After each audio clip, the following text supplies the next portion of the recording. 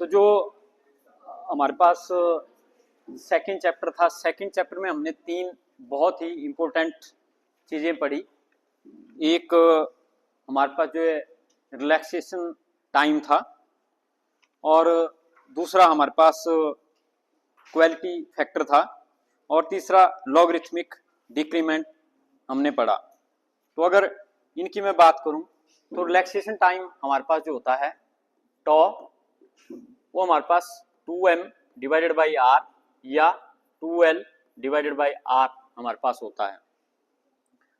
और अगर logarithmic decrement की बात करूं, जिसको हम डेल्टा से डिनोट करते हैं, ये हमारे पास R T dash divided by 2m या R T dash divided by 2l। और अगर क्वालिटी फैक्टर की बात करूं तो क्वालिटी फैक्टर हमारे पास होता है omega naught dash m divided by r या omega naught dash l divided by r। तो यहां पे जो पहले नंबर पे है ये हमारे पास मैकेनिकल ऑसिलेटर के लिए है। तो मैकेनिकल ऑसिलेटर के लिए रिलैक्सेशन टाइम, मैकेनिकल ऑसिलेटर के लिए लॉगरिथमिक डिक्रीमेंट, मैकेनिकल ऑसिलेटर के लिए क्वालिटी फैक्टर। ये जो मैंने टिक किया है पहले नंबर पे, ये मैकेनिकल ऑसिलेटर के लिए। और जो दूसरे नंबर पे है वो हमारे पास इलेक्ट्रिकल ऑसिलेटर के केस में, क्योंकि एल और आर आपके पास जो इलेक्ट्रिकल ऑसिलेटर में हमारे पास होते हैं।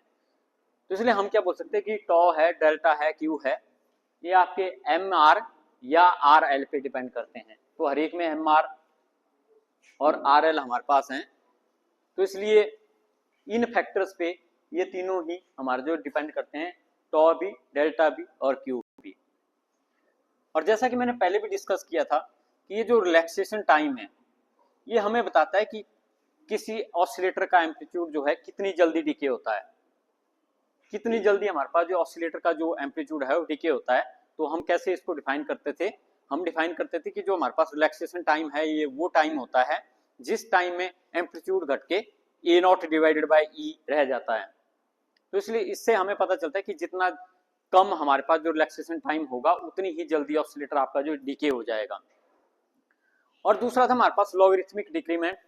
वो भी हम किस तरह से डिफाइन करते हैं कि it is the natural logarithm of ratio of the amplitude at any time to that of the amplitude at a time after one time period. तो वहां भी हम एम्पलीट्यूड की बात करते हैं कि किसी ऑसिलेटर का एम्पलीट्यूड जो है किस तरह से हमारे पास जो डिक्रीज होता है।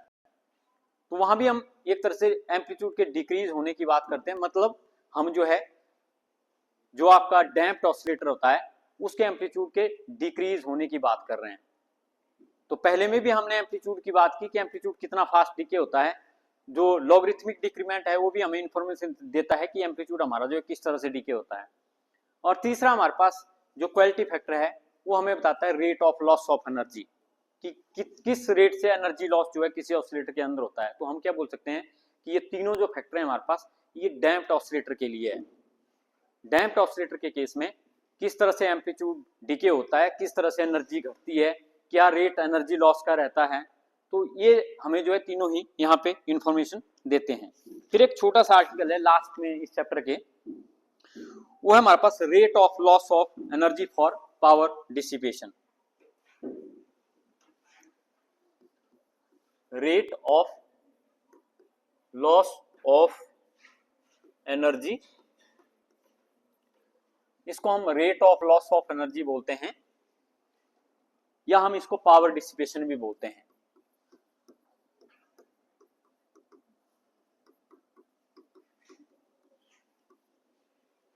कि एनर्जी लॉस आपका किस तरह से होता है या पावर डिसिपेशन आपकी जो किस तरह से होती है। तो होता है अगर हम ऑसिलेटर की बात करें तो हमने देखा हुआ मैकेनिकल ऑसिलेटर के केस में जो टोटल एनर्जी होती थी वो 1/2 m into dx by dt का होल स्क्वायर हमारे पास होती थी।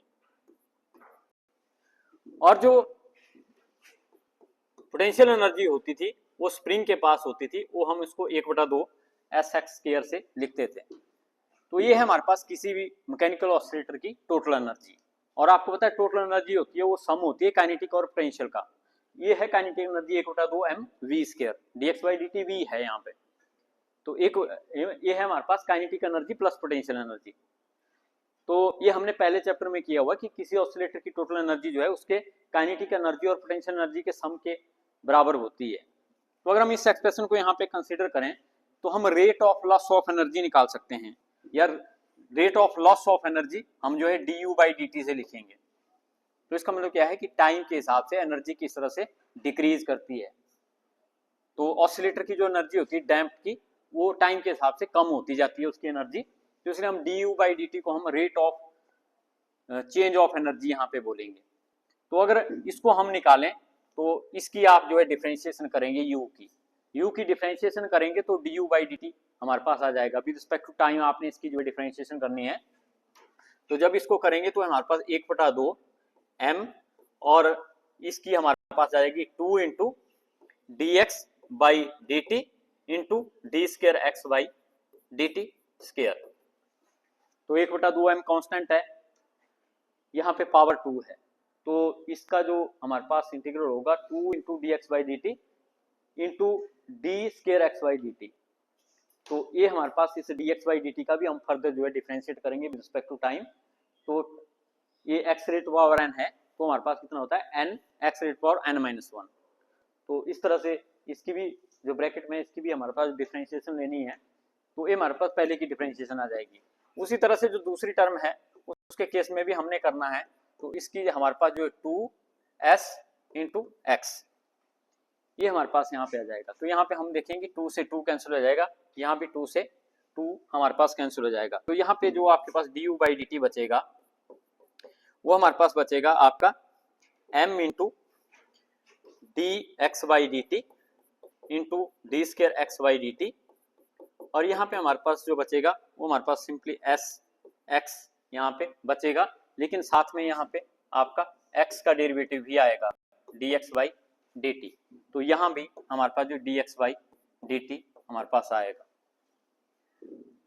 तो 2x इंटू dx/dt हमारे पास यहाँ भी आएगा साथ में।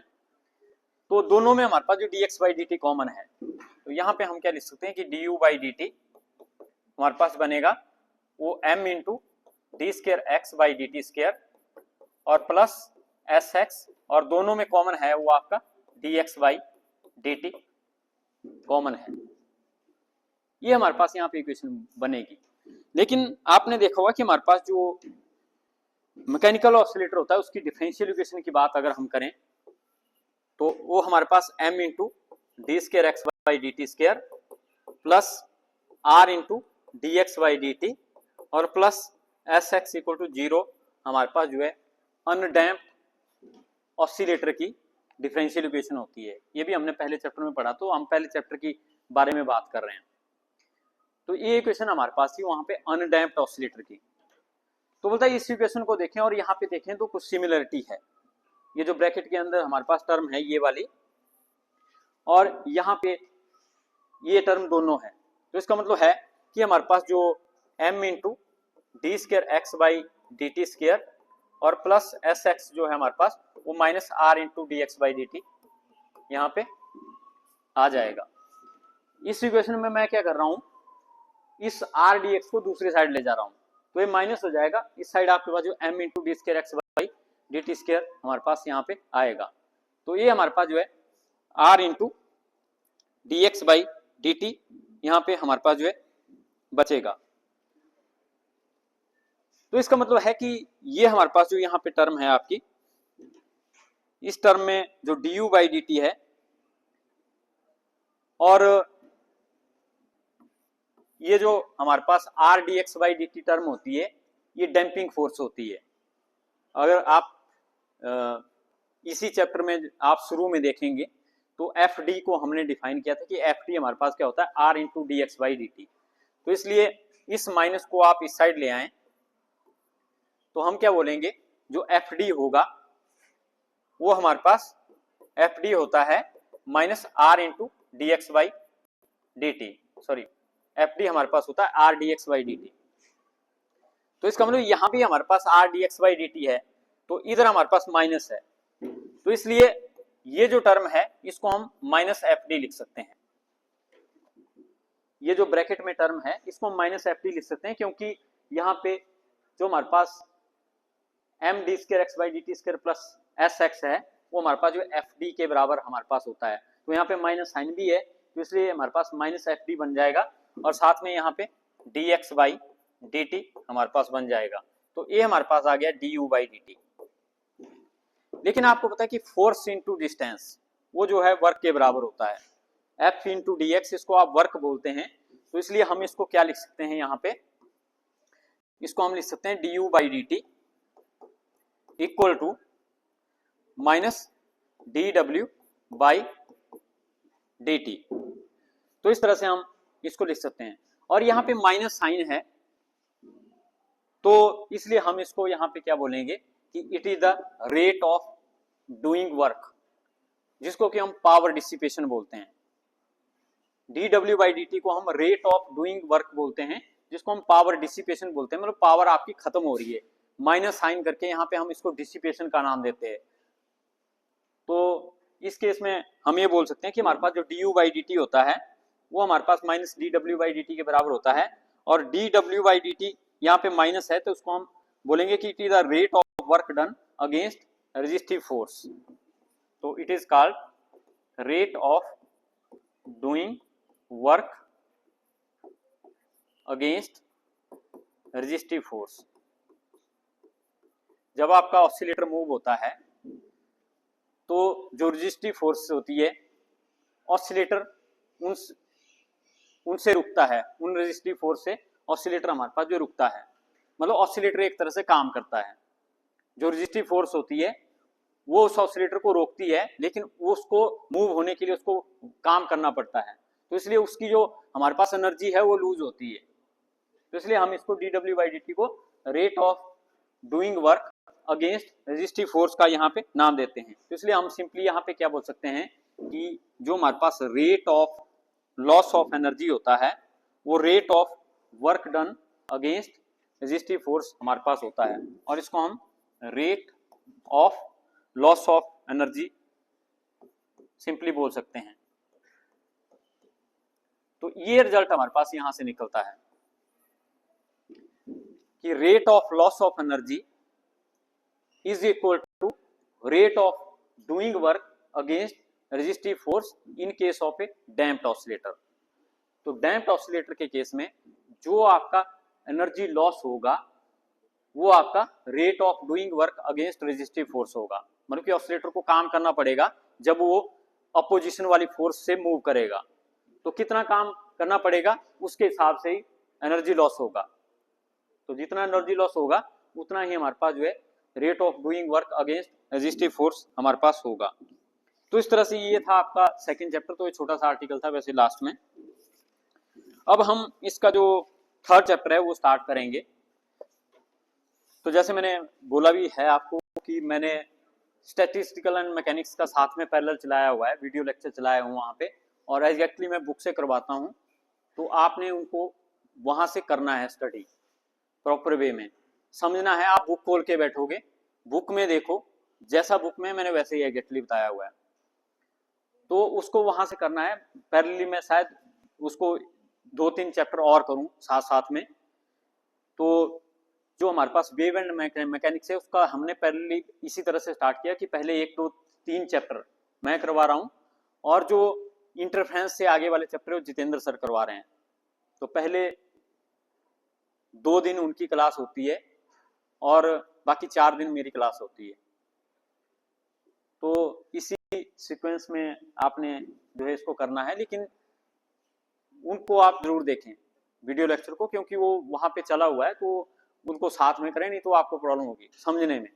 आगे जो चीजें अप्लाई होगी पीछे वाली वो आपकी वैसे ही अप्लाई होंगी। फिर नेक्स्ट है हमारे पास जो थर्ड चैप्टर है वो है हमारे पास फोर्स्ड ऑसिलेटर।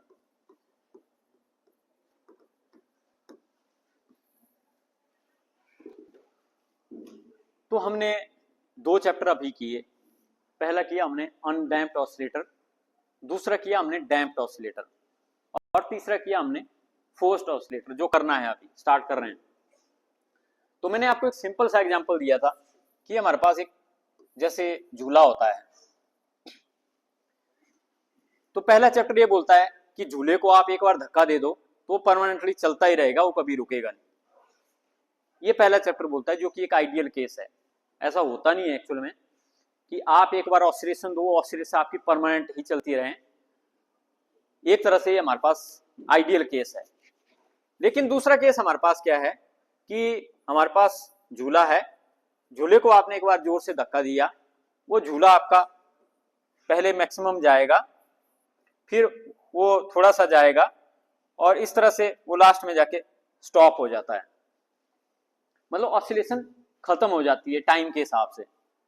तो ये हमारे पास एक्चुअल में ऐसा होता है कि oscillations die out after certain time, कुछ टाइम के बाद ऑसिलेशन खत्म हो जाती है।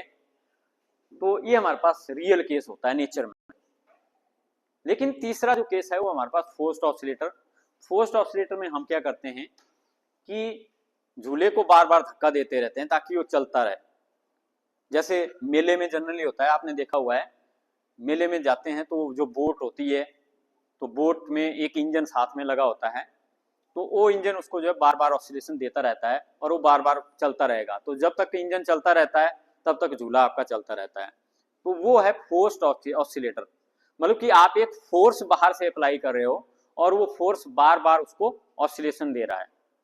उसको हम फोर्स्ड ऑसिलेटर क्यों बोला, क्योंकि आपने बाहर से एक फोर्स लगाई और वो फोर्स उसको ऑसिलेट करवा रही है, तो इसलिए हम इसको फोर्स्ड ऑसिलेटर बोलते हैं। ऐसा ऑसिलेटर जिसको हमने फोर्स करवाया हुआ है बाहर से, उसको एक फोर्स, एक्सटर्नल फोर्स बाहर से अप्लाई की हुई है। लेकिन इससे पहले वाले चैप्टर में इन्होंने थोड़ा सा रिवाइज इसको किया हुआ है कि हमारे पास जो एफ नॉट डैश हमारे पास होता है वो 1/2 pi under root of omega naught square minus b square हमारे पास होता है। और जो हमारे पास यहाँ पे ओमेगा नॉट होता है वो S/m होता है, ओमेगा नॉट स्क्वायर होता है जब हम मैकेनिकल ऑसिलेटर लेते हैं। और B हमारे पास जो है R/2m होता है। अगर हम ओमेगा नॉट स्क्वायर की बात करें और B की यहाँ पे बात करें तो ये हमारे पास R/2m होता है, ये हमारे पास S/m होता है, ओमेगा नॉट और B की बात करें। लेकिन अब हम जो है इलेक्ट्रिकल ऑसिलेटर की बात करें तो इलेक्ट्रिकल ऑसिलेटर के केस में ये हमारे पास 1/LC होता है और ये हमारे पास जो है आपका R/2L के बराबर होता है। तो ये है इलेक्ट्रिकल ऑसिलेटर का और ये है हमारे पास मैकेनिकल ऑसिलेटर का। लेकिन ये कौन सा है, डैम्प्ड ऑसिलेटर। बोलता है डैम्प्ड ऑसिलेटर के केस में जो फ्रीक्वेंसी होती है वो इसके बराबर होती है।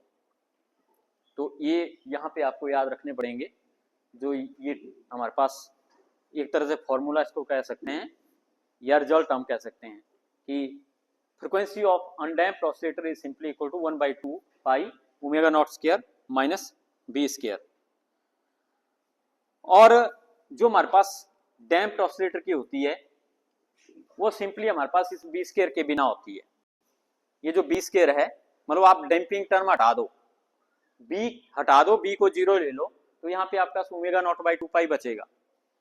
ओमेगा नॉट स्क्वायर अंडर खत्म हो जाएगा, ओमेगा नॉट बाई 2 पाई बचेगा। और वो आपको पता ही है कि जो अनडैम्प्ड ऑसिलेटर होता है जिसमें डैम्पिंग नहीं होती, बी नहीं होता, बी जिसका 0 होता है, तो उस केस में एफ नॉट डैश आपका 1/2 पाई ओमेगा नॉट बनता है। तो ये भी हमने पहले पढ़ा था, तो इन्होंने इस चैप्टर में यहाँ पे इसको जो है थोड़ा सा रिवाइज किया हुआ है। तो अनडैम्प्ड के केस में हम एफ नॉट लिखते हैं फ्रीक्वेंसी को, लेकिन जो डैम्प्ड है उसके केस में हम एफ नॉट डैश लिखते हैं। तो एफ नॉट और एफ नॉट डैश इन दोनों में ये फर्क होता है।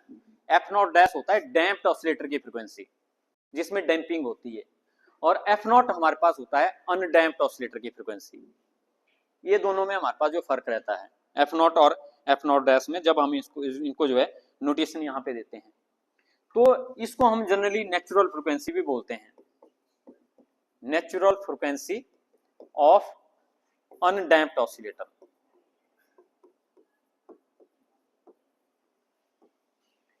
एफ नॉट को हम natural frequency of undamped oscillator बोलते हैं, लेकिन एफ नॉट डैश को हम फ्रीक्वेंसी ऑफ डैम्प्ड ऑसिलेटर यहाँ पे बोलते हैं। तो ये हमारे पास फ्रीक्वेंसी ऑफ डैम्प्ड ऑसिलेटर। तो ये चीजें हमने लास्ट चैप्टर में पढ़ी थी।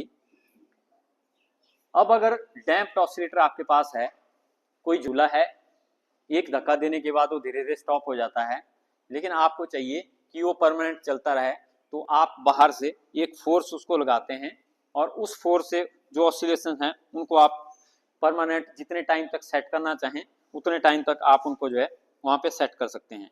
तो इस तरह का जो ऑसिलेटर होता है उसको हम फोर्स्ड ऑसिलेटर बोलते हैं, जिसमें हम बाहर से एक फोर्स लगा के उसकी ऑसिलेशन को कंटिन्यू रखते हैं लगातार। तो ये आप मन में सोच सकते हैं, जो मैंने आपको एग्जांपल दिए, फिर आपको समझने में प्रॉब्लम नहीं आएगी कि झूला है, मेले वाला है, वो लगातार चलता रहता है क्योंकि बाहर से एक फोर्स लगातार वहां पे लगती रहती है उसके ऊपर। और इसी तरह से और भी एग्जांपल हैं कि बोलता है जैसे कि हमारे पास जो हम रेजोनेंस ट्यूब में एयर कॉलम हमारे पास होता है, तो उस एयर कॉलम में हमारे पास हमें ऑसिलेशन वहां पे देखने को मिलती है। तो वो ऑसिलेशन हम जो है एक ट्यूनिंग फोर्क से उसको बार बार स्ट्राइक करते रहते हैं। तो जब हम किसी चीज को बार बार स्ट्राइक करेंगे तो उसमें बार बार वाइब्रेशन होती है। आप इसको छोड़ो, इस एग्जांपल को, आप एक पानी के अंदर ग्लास के अंदर पानी डालो और आप उसको ऐसे वाइब्रेट करते हो और किसी पेन से उसको बार बार मारते रहो तो पानी उसका वाइब्रेट करता रहेगा।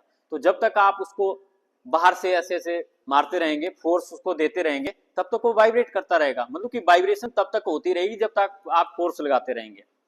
तो इसलिए फोर्स लगानी पड़ती है अगर उस ऑसिलेशंस को आपने कंटिन्यू वहां पे रखना है। तो लगातार अगर आपको ऑसिलेशन करवानी है तो फोर्स भी आपको लगातार वहां पे लगानी पड़ेगी। जैसे ही कोई हारमोनियम बजाता है या कोई गिटार बजाता है, तो गिटार में वहां पे वाइब्रेशन होती है जो वायर है उसकी, तो जब तक आप उसको बजाएंगे, मतलब फोर्स अप्लाई करेंगे उस पर, तब तक उसमें वाइब्रेशन होगी। जैसे ही आपने उसको छोड़ दिया तो वाइब्रेशन बंद हो जाएगी। तो बोलने का मतलब है कि फोर्स आपको तब तक लगानी पड़ेगी जब तक आपको वाइब्रेशन चाहिए, नहीं तो क्या होगा, थोड़ी देर एक बार आप करते हो, थोड़ी देर तो वाइब्रेट होता है लेकिन वो बंद हो जाता है। फिर वाइब्रेशन टाइम के हिसाब से खत्म होती है, लेकिन अगर आपने वाइब्रेशन टाइम के हिसाब से मेंटेन रखनी है, लगातार रखनी है, तो बाहर से फोर्स लगाना हमारे पास जरूरी है। तो ऐसा जो हमारे पास ऑसिलेटर होता है जिसमें हम बाहर से फोर्स लगाते हैं उसको हम जो है फोर्स्ड ऑसिलेटर यहाँ पे बोलते हैं। और वैसे ही जैसे आप डीजे बजाते हैं, तो डीजे में जो स्पीकर की आपके पास पेटियां हैं वो वाइब्रेट करती है। आपने देखा हो उनका जो पर्दा होता है वो वाइब्रेट करता है, तभी आवाज आती है, वाइब्रेशन होती है। तो अगर एम्पलीफायर से बार बार सिग्नल आपका आता रहेगा तभी वो बार बार वहां पे आवाज आती रहेगी। अगर आपने पीछे से ही सिग्नल बंद कर दिया, मतलब फोर्स बंद कर दी, तो वो हमारे पास वहां पे साउंड भी बंद हो जाता है। अब बारी आती है, आपके पास होते हैं दो तरह के ऑसिलेटर, एक होता है मैकेनिकल ऑसिलेटर, एक होता है इलेक्ट्रिकल ऑसिलेटर। तो मैकेनिकल ऑसिलेटर में जो फोर्स आप अप्लाई करते हैं वो होती है सिंपल मैकेनिकल फोर्स। जैसे आप बार बार किसी चीज को पीट रहे हैं, झूले को आप बार बार धक्का दे रहे हैं, तो वो होगी मैकेनिकल फोर्स। लेकिन इलेक्ट्रिकल ऑसिलेटर के केस में हम क्या करते हैं, बाहर से इलेक्ट्रोमोटिव फोर्स अप्लाई करते हैं, ईएमएफ जिसको हम बोलते हैं। तो ईएमएफ क्या करता है, इलेक्ट्रिकल ऑसिलेटर को बार बार उसमें ऑसिलेशन देके रखता है। तो ऑसिलेशन आपकी डीके ना हो या वो ऑसिलेटर आपका डैम्प ना बने, तो हम क्या करते हैं, एक इलेक्ट्रोमोटिव फोर्स से ईएमएफ जिसको हम बोलते हैं, ईएमएफ देके हम उसकी जो ऑसिलेशन होती है एलसी सर्किट में वो कंटिन्यू रहती है। तो इलेक्ट्रिकल ऑसिलेटर को हम ऑसिलेट करते हैं with the help of EMF, लेकिन मैकेनिकल ऑसिलेटर को हम ऑसिलेट करते हैं with the help of some mechanical force. तो बार बार धक्का दे रहे हैं आप, वो है मैकेनिकल फोर्स। लेकिन आपने एक बैटरी सोर्स ही अप्लाई कर दिया है, एक ईएमएफ सोर्स ही आपने अप्लाई कर दिया है, तो वो है हमारे पास इलेक्ट्रिकल ऑसिलेटर के लिए फोर्स, जिसको हम ईएमएफ बोलते हैं, इलेक्ट्रोमोटिव फोर्स। तो इस तरह से ये थोड़ी सी इंट्रोडक्शन थी। अब हम स्टार्ट करेंगे नेक्स्ट जो हमारे पास एग्जैक्ट जो फोर्स ऑसिलेटर है उसके बारे में। हाँ जी, पॉजिटिव ब्लड ग्रुप की रिक्वायरमेंट की अर्जेंटली है, कोई भी नहीं है पॉजिटिव, ये भी किसी कंडीशन बड़ी क्रिटिकल है, चाह ठीक है, थैंक यू। ठीक। तो फिर ये तो थी जनरल सी डिस्कशन। अब हम चलते हैं पर्टिकुलरली जो हमारे पास फोर्स्ड ऑसिलेटर है।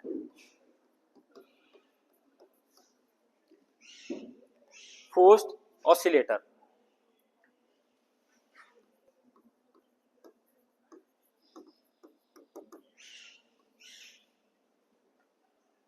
जो फोर्स्ड ऑसिलेटर हमारे पास होता है,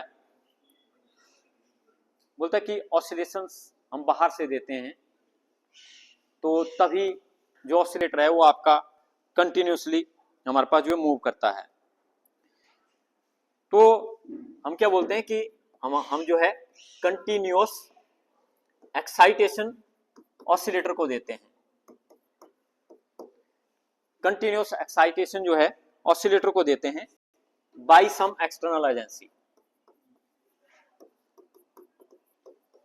बाय सम एक्सटर्नल एजेंसी। अब एक्सटर्नल एजेंसी क्या हुई, जैसे मैंने बोला इंजन, वो हमारे पास एक्सटर्नल एजेंसी होगी और कंटिन्यूस एक्साइटेशन मतलब वाइब्रेशन या ऑसिलेशन, वो कंटिन्यूस एक्साइटेशन हम जो है with the help of some external agency जो है फोर्स्ड ऑसिलेटर को देते हैं। तो अब जो फोर्स्ड ऑसिलेटर है उसके दो पार्ट हमारे पास हो जाते हैं। हम क्या बोलेंगे, सो फोर्स्ड ऑसिलेटर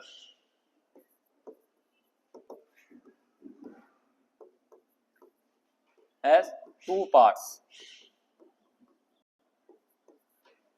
तो फोर्स्ड ऑसिलेटर के दो पार्ट आपके पास हो जाते हैं। तो पहला पार्ट हमारे पास क्या होता है, external driving agency, external driving agency. और दूसरा पार्ट हमारे पास हो जाता है ड्रीवन सिस्टम। ये दो पार्ट अब ऑसिलेटर, अब ऑसिलेटर एक ही नहीं रहेगा आपका, अब ऑसिलेटर के दो पार्ट हो जाते हैं। एक पार्ट हो जाता है जो बाहर से उनको फोर्स दे रहा है, जैसे इंजन, एक पार्ट हो गया इंजन। एक्सटर्नल एजेंसी, जो एक्सटर्नल ड्राइविंग एजेंसी है मतलब जो बाहर से ड्राइव कर रही है, वो हो गया आपका इंजन। और एक हुआ ड्रीवन सिस्टम। ड्रीवन सिस्टम क्या हुआ, जिसको ड्राइव किया जा रहा है। ड्राइव किसको किया जा रहा है, ऑसिलेटर को, ऑसिलेटर को ही ड्राइव करते हैं हम। तो इंजन किसको चला रहा है, किसको ड्राइव कर रहा है, ऑसिलेटर को।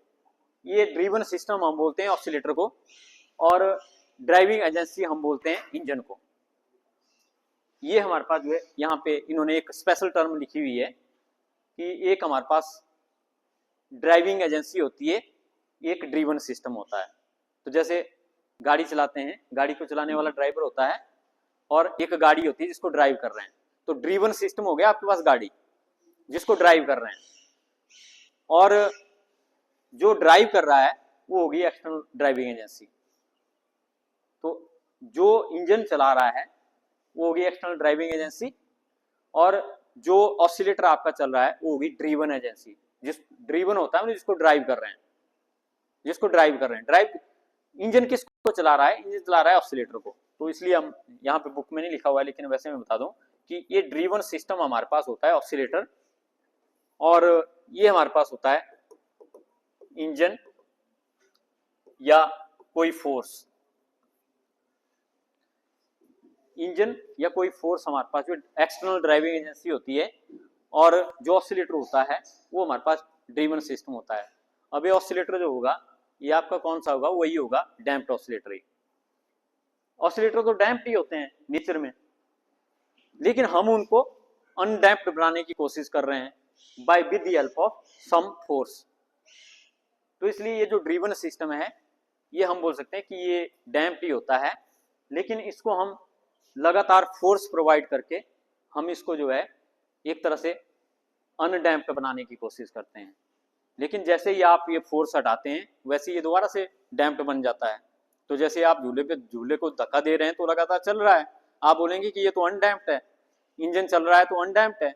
लेकिन जैसे ही आप उसको धक्का देना छोड़ेंगे, इंजन बंद करेंगे, वो रेस्ट में आ जाएगा, वो डैम्प्ड बन जाएगा। तो ये हमारे पास जो है यहाँ पे हमारे पास फर्क है।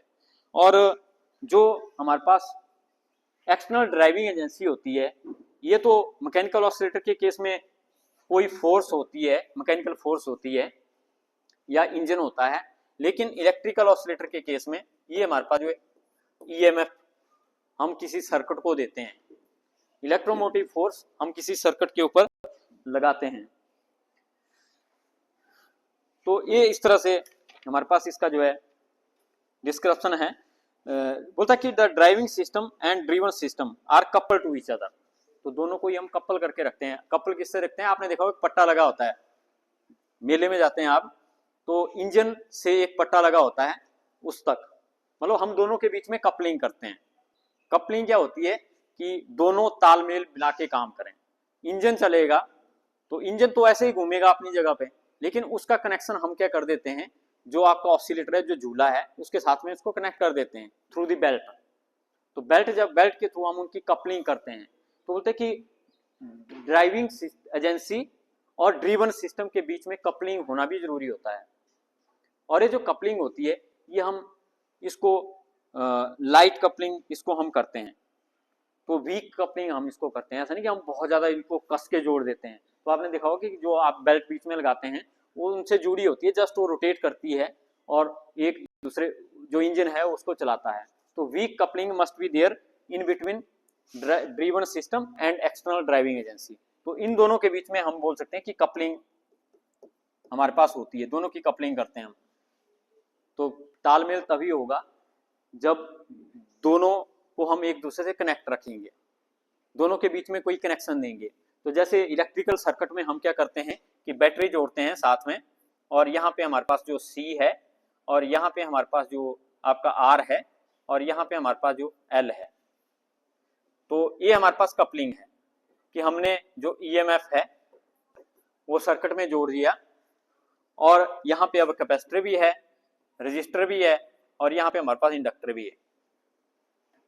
तो इस तरह से हम यहाँ पे कपलिंग कर रहे हैं कि EMF हम इस सर्किट को दे रहे हैं। तो मैकेनिकल फोर्स के केस में भी जो फोर्स है उसको हम लगातार कनेक्ट रखेंगे, जो एक्सटर्नल ड्राइविंग एजेंसी है और जो हमारे पास ड्रीवन सिस्टम है, दोनों को भी कनेक्ट रखेंगे बेल्ट के थ्रू या किसी कपलिंग मैकेनिज्म के थ्रू। तो हम इसको जो है कनेक्ट करके रखते हैं। तो बोलता है कि एक तो हम वीक कपलिंग देते हैं ड्राइविंग और ड्रीवन सिस्टम के बीच में, और ये चीज का भी हम ध्यान रखते हैं कि जो हमारे पास ड्राइविंग एजेंसी है that should be a large reservoir of energy, कि उसके पास एनर्जी जो है बहुत ज्यादा हो। ऐसा नहीं कि आपने उसको लगा दिया, उसके पास एनर्जी थी वो बैठ गया। मान लो आपने एक सेल से उसको जोड़ दिया कि आपकी मोटर चले लगातार, अब सेल डिम हो चुका है, वो तो तभी खत्म हो जाएगा। तो उसके पास एनर्जी काफी ज्यादा हो। जो ड्राइविंग एजेंसी है, इंजन है, उसके पास लार्ज रिजर्वायर ऑफ एनर्जी, कि आपने उसमें 6-7 लीटर तेल डाला हो, जो हमारे पास ड्राइविंग एजेंसी है, इंजन है, उसमें आपने काफी ज्यादा तेल डाला, जितना आप चलाना चाहें उसको चला सकते हैं।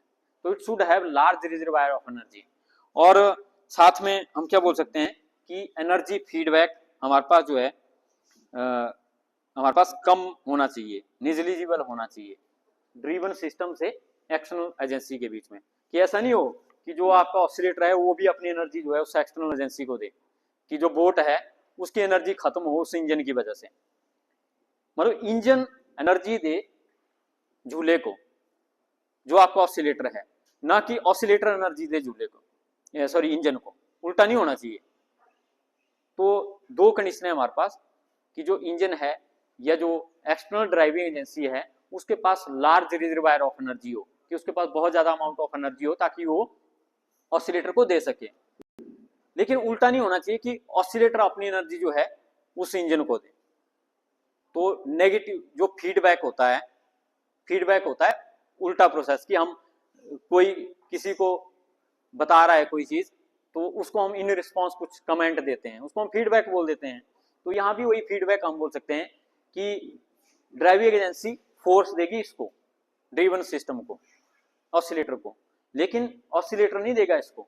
तो इसलिए हम क्या बोलेंगे कि उल्टा जो हमारे पास है कि ड्रीवन सिस्टम जो है, ऑसिलेटर जो है, ऑसिलेटर एनर्जी ना दे हमारे पास जो है एक्सटर्नल एजेंसी को। ऐसा नहीं होना चाहिए। एक्सटर्नल एजेंसी एनर्जी दे तो आपने देखा ही हुआ है कि जो झूला चलता है वो इंजन ही उसको ड्राइव करता है। इंजन के पास ज्यादा एनर्जी होती है, तो इतनी एनर्जी तो आदमी के पास भी नहीं होती कि अगर आदमी उसको झुलाने लगा तो वो नहीं झुला पाएगा, क्योंकि वो चलेगा ही नहीं। तो इंजन के पास मतलब ज्यादा पावर है, ज्यादा एनर्जी है, तो उसको ऑसिलेट करता रहेगा। तो इन चीजों का हमें यहाँ पे ध्यान रखना पड़ता है। फिर इसके बाद हमारे पास आता है equation of A forced oscillator. तो इसकी भी हमारे पास इक्वेशन वैसे ही है फोर्स्ड ऑसिलेटर की। तो आपने देखा हुआ है मैकेनिकल फोर्स्ड ऑसिलेटर क्या होता है, उसकी अगर हम बात करें तो एक स्प्रिंग के साथ हम किसी मास को अटैच कर देते हैं और उस मास को एक फ्रिक्शनलेस सरफेस के ऊपर रखते हैं। तो ये था हमारे पास मैकेनिकल ऑसिलेटर। लेकिन अब हमने बनाना है फोर्स्ड मैकेनिकल ऑसिलेटर। तो हम क्या कर देते हैं कि इसको एक फोर्स यहाँ पे अप्लाई करते हैं, एक फोर्स हम इसको अप्लाई कर देते हैं। अब इस फोर्स का मतलब क्या हुआ कि आपकी झूला था और आपने उसको पकड़ा और ऐसे ऐसे लाया, तो वही फोर्स मैंने इस मास के ऊपर लगा दी, वो लगातार इसको हिलाती रहेगी। तो तब ये हमारे पास जो फोर्स्ड ऑसिलेटर बन जाएगा। मतलब यहां से आप इसको आगे खींचेंगे ये पीछे आएगा, आगे खींचेंगे पीछे आएगा, तो इस तरह से ये हमारे पास जो फोर्स्ड ऑसिलेटर आपका बन जाएगा। तो हमारे पास यहाँ पे अगर आपको याद होगा कि यहाँ पे फोर्स होती थी F = SX, इसको हम बोलते हैं रिस्टोरिंग फोर्स। वो कुछ चीजें तो पिछली है पिछले चैप्टर की। और एक होती थी हमारे पास डैम्पिंग फोर्स, जिसको हम क्या बोलते हैं R × dx/dt। लेकिन एक फोर्स और आ गई यहाँ पे। अब वो कौन सी है, वो है हमारे पास जो एक्सटर्नल ड्राइविंग एजेंसी फोर्स दे रही है। तो ये तीन फोर्स हमारे पास यहाँ आ जाएगी। अब हम इन तीन फोर्सों के साथ इसकी जो डिफरेंशियल इक्वेशन है उसको डिराइव करेंगे। तो इसको हम कंटिन्यू रखेंगे नेक्स्ट लेक्चर में।